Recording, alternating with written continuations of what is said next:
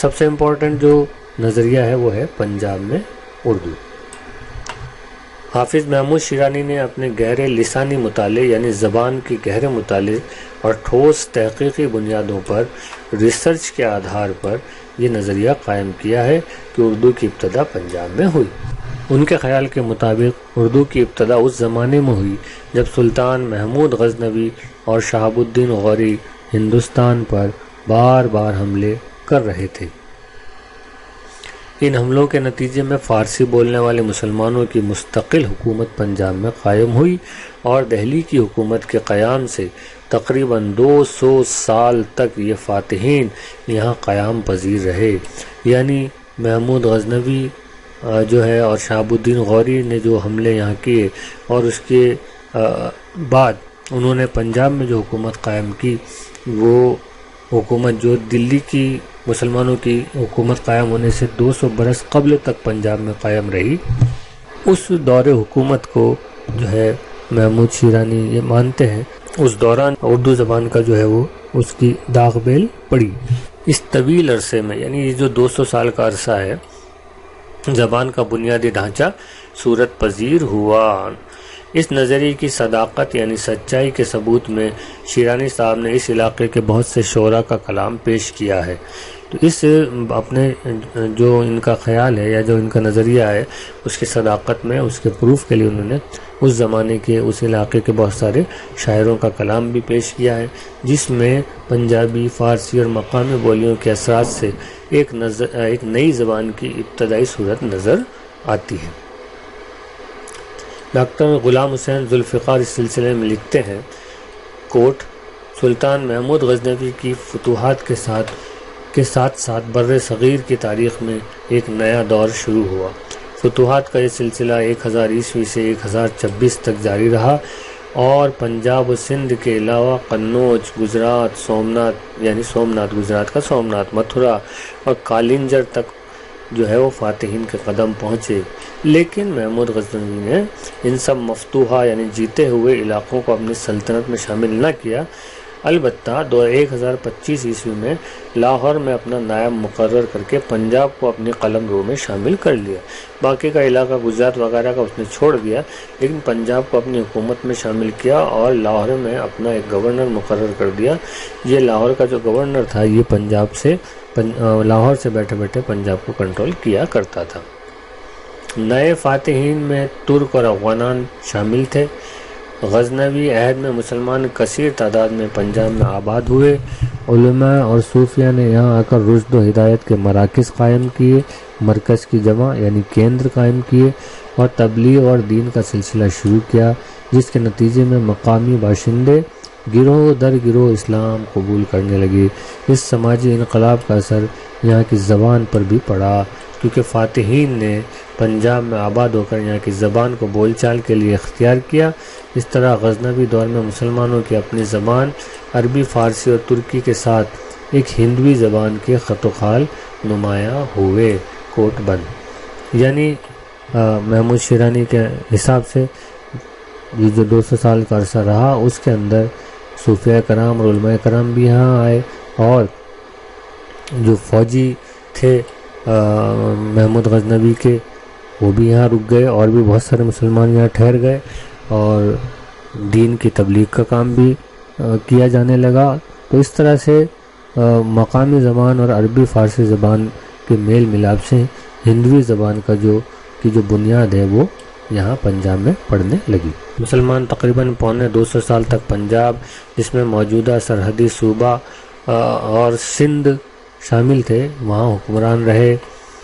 1193 میں قطب الدین ایبک کے لشکروں کے ساتھ مسلمانوں نے دہلی کی طرف پیش قدمی کی اور چند سالوں کے بعد ہی سارے شمالی ہندوستان پر مسلمان قابض ہو گئے۔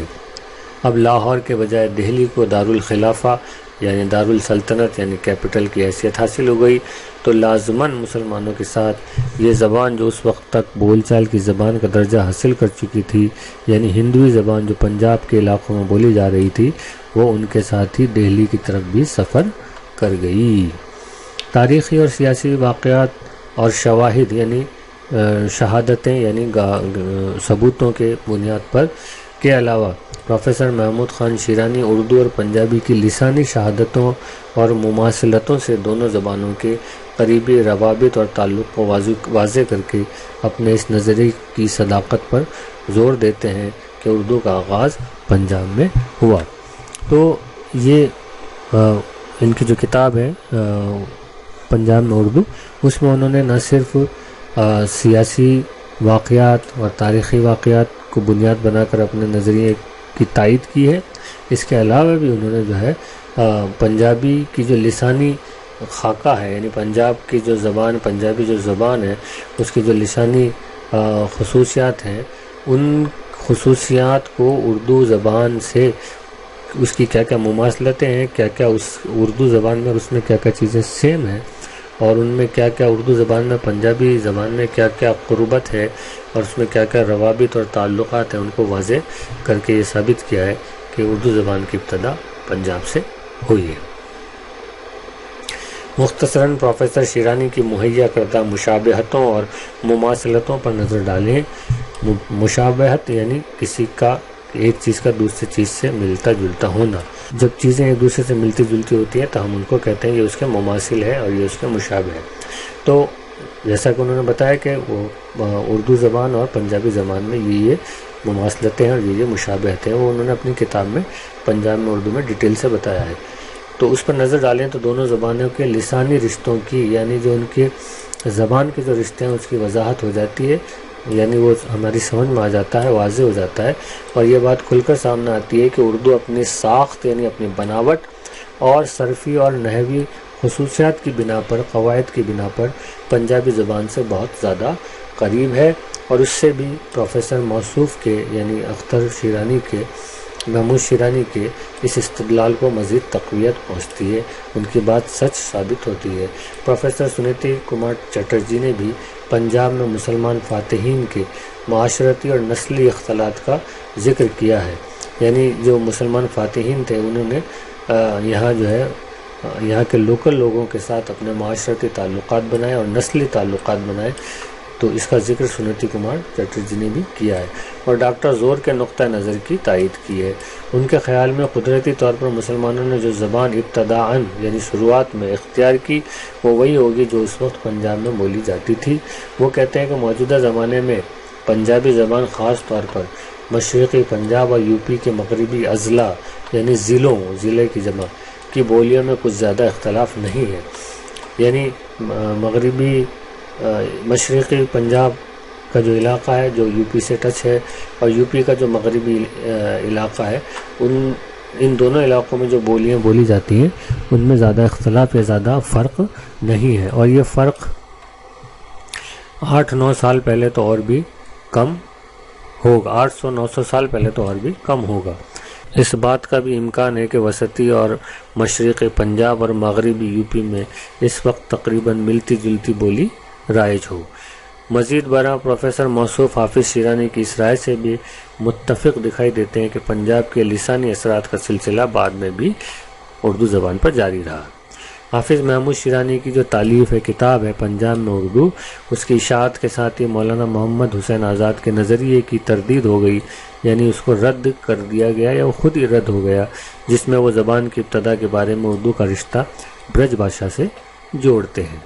پنجاب میں اردو کا نظریہ خاصا مقبول رہا، مگر پنڈت برج موہن دتاتریہ کیفی کی تالیف کیفیہ کے منظر عام پر آنے سے یہ نظریہ ذرا مشکوک سا ہو گیا، مگر خود پنڈت موصوف اردو کی ابتدا کے بارے میں کوئی قطعی اور حتمی یعنی فائنل نظریہ نہ دے سکے، یوں پروفیسر اختر شیرانی کے نظریے کی اہمیت زیادہ کم نہ ہوئی۔ اگلا نظریہ ہے دہلی میں اردو۔ اس نظریے کے حامل محققین یعنی تحقیق کرنے والے اگرچہ لسانیات کے اصولوں سے باخبر ہیں، یعنی وہ لنگوسٹک ہیں اور لسانیات زبان کے اصولوں کو جانتے ہیں، مگر اردو کی پیدائش کے بارے میں پنجاب کو نظر انداز کر کے دہلی اور اس کے نواح کو یعنی اس کے چاروں طرف کے اس کے اطراف کو آس پاس کو مرکزی حیثیت دیتے ہیں،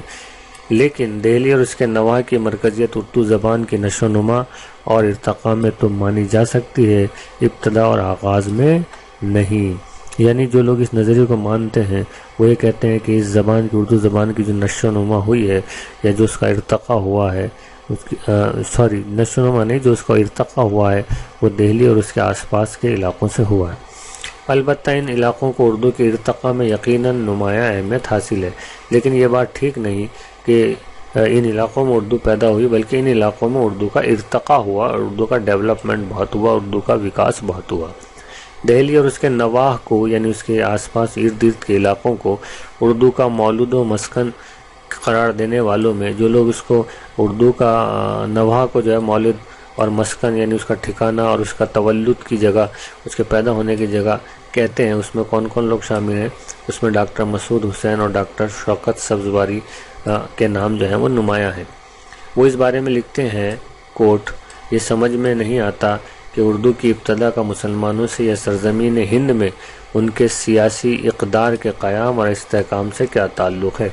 وہ یہ کہہ رہے ہیں کہ اردو زبان کی ابتدا یا اس کی پیدائش کا مسلمانوں کی ہندوستان کی سرزمین میں سیاسی اقتدار سے، ان کے راجنیتک یا پولیٹیکل پاور سے اور ان کی سطح کے مستحکم ہونے سے، مضبوط ہونے سے اردو کا کیا تعلق؟ اردو میرٹھ اور دہلی کی زبان ہے، اس لیے کسی ثبوت کی ضرورت نہیں۔ ہمیں اچھی طرح معلوم ہے کہ اردو اپنے ہار سنگھار کے ساتھ دہلی اور یو پی کے مغربی اضلاع میں بولی جاتی ہے، لیکن ہمیں یہ معلوم نہیں کہ اس زبان کا آغاز انہی اضلاع میں ہوا یا کسی اور مقام میں، جہاں سے اسے دہلی اور یو پی کے مغربی اضلاع میں لایا گیا۔ یعنی وہ کہنے ہیں کہ ہم جانتے ہیں کہ زبان جو ہے اپنی پوری آب و تاب کے ساتھ اور جو ہے دہلی اور یو پی اور اس کے آس پاس کے جو مغربی ضلع ہیں وہاں بولی جاتی ہے۔ اب یہ کہاں سے ان ضلعوں میں آ گئی اور اس کا آغاز کہاں سے ہو گیا، ہمیں سے کوئی مطلب نہیں۔ ہم تو یہ جانتے ہیں کہ یہ زبان انہی ضلعوں کی اور اسی علاقے کی ہے۔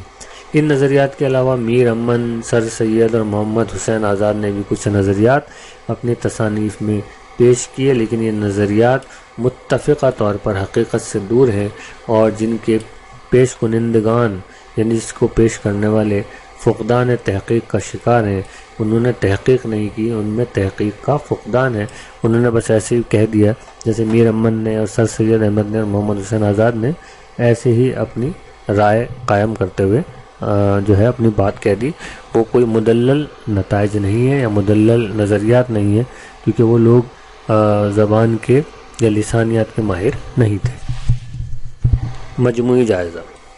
اردو کی ابتدا کے بارے میں پروفیسر محمود شیرانی کا یہ استدلال بڑا وزن رکھتا ہے کہ غزنوی دور میں جو 170 سال تک حاوی ہے، ایسی بین الاقوامی زبان ظہور پذیر ہو سکتی ہے۔ اردو چونکہ پنجاب میں بنی، اس لیے ضروری ہے کہ وہ یا تو موجودہ پنجابی کے مماثل ہو، اس کے جیسی ہو، یا اس کی قریبی رشتہ دار ہو۔ بہرحال قطب الدین ایبک کے فوجی اور دیگر متوسلین پنجاب سے کوئی ایسی زبان ہمراہ لے کر روانہ ہوئے جس میں خود مسلمان قومیں ایک دوسرے سے تکلم یعنی بات چیت کر سکیں